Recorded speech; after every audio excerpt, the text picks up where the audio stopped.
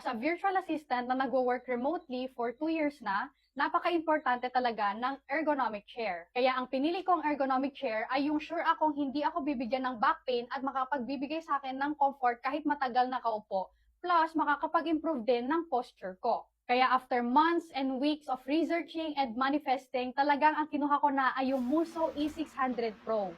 At masasabi ko talagang walang tapon yung pera ko dito. 1 month ko na nga itong gamit at ngayon ko lang siya gagawan ng feedback dahil gusto ko munang itry for myself bago ko i-recommend sa inyo para hindi tayo napapahiya, no? Ergonomic na ergonomic nga ang design nito dahil design siya para protektahan ang cervical spine, bigyan ng comfort ang thoracic vertebrae, and sinusuportahan niya ang lumbar spine. Grabe, ramdam mo talagang pinag-isipan yung structure niya.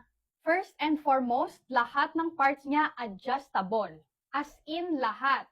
From armrest na pwede mong iset ayon sa elbow position mo, lalo na kung palipat-lipat ka ng pwesto, hanggang sa seat height, headrest, at lumbar support.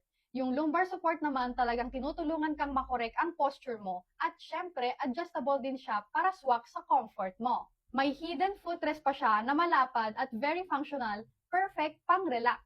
Yung mesh material niya ay fully breathable kaya kahit electric fan lang gamit mo ay presko ka pa rin. Alam mo bang mas comfortable ang mesh kaysa sa cushion lalo na kung mahabang oras ang pagkakaupo?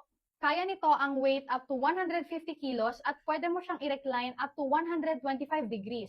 Ako, personally, nasa 90 to 110 degrees ako pag nagtatrabaho at sobrang laking tulong sa posture at overall comfort.